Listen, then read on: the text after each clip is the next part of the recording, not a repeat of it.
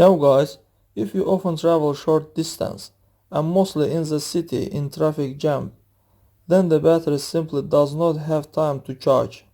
The fact is that when the engine is started, the battery lost part of its capacity, and in order to resume it, you need to drive at high speed for the last half an hour.